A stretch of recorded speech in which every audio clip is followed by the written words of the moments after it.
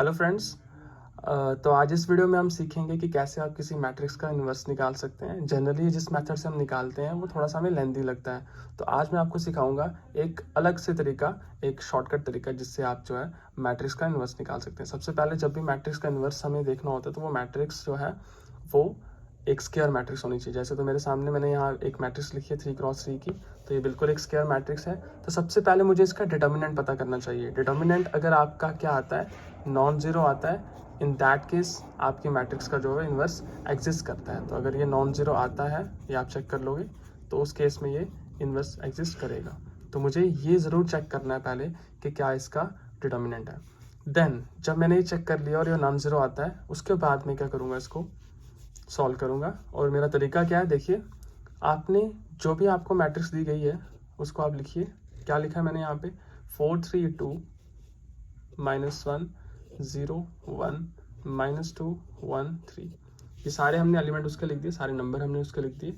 अब आपको क्या करना है, आपने फर्स्ट जो कॉलम है वो फिर से रिपीट करना है। जो हमने फर्स्ट कॉलम लिखा था उसको फिर से रिपीट किया, और सेकेंड कॉलम को भी आपने फिर से रिपीट कर देना है।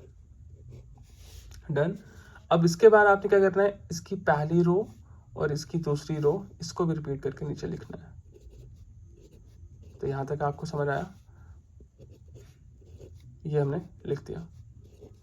देन तो अगले स्टेप में हमने क्या करना है, हमने यहाँ की जो पहली रो है वो पूरी की पूरी कैंसिल कर देनी है, और आपका जो पहला कॉलम है वो भी आपने पूरा कैंसिल कर देना है। अब जो भी एलिमेंट आपके सामने दिख रहे हैं आपको, वहीं पे हमारा आंसर छिपा हुआ है। तो क्या करेंगे, इसके बाद हम यहाँ पर एक मैट्रिक्स लिखेंगे। अब क्या करेंगे, उसको आपने क्रॉस मल्टीप्लाई करना है, जैसे नॉर्मल आप करते हैं। आपको पता है किस तरह से आप डिटर्मिनेंट सॉल्व करते हैं। तो 3 0 क्या होता है, 0, और यहाँ से भी कर लो -1, तो कितना आएगा, -1।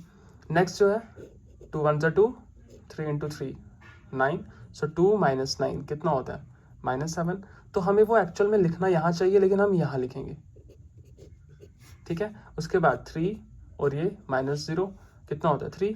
इसको लिखना हमें यहाँ चाहिए था, लेकिन हम यहाँ लिखेंगे, ठीक है। इसके बाद क्या होगा, अगेन यहाँ पे -2 +3 क्या आएगा, +1, फिर 12 and then +4 which will be your 16, यहाँ लिखेंगे। देन -2 एंड -4 कितना होता है, -6, यहाँ लिखेंगे। अगेन यहाँ पे -1 एंड 0, तो ये -1 आपका ऐसे रहेगा।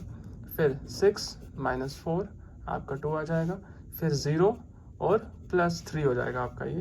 तो ये इस तरह से आपका आ जाएगा। एक्चुअल में ये जो आपने मैट्रिक्स अभी बनाई है ना, बस इस मैट्रिक्स को आपने डिटर्मिनेंट से 1/डिटर्मिनेंट a से मल्टीप्लाई करना है, ये आपका यूनिवर्स।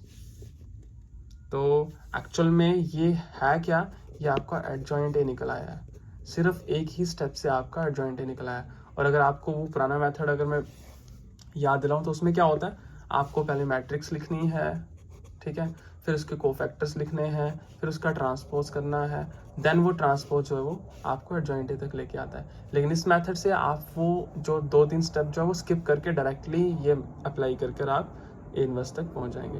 तो अगर आपको ये मेथड पसंद आया, आपको समझ आया, तो प्लीज़ आप कमेंट करके बताइएगा। और अगर आपको कोई और डाउट किसी भी टॉपिक में है तो आप प्लीज़ कमेंट करके बताइएगा मुझे, मैं उस पर भी आपके लिए पक्का जो है वो वीडियो लेक्चर बनाऊंगा। Thank you so much for watching, thank you.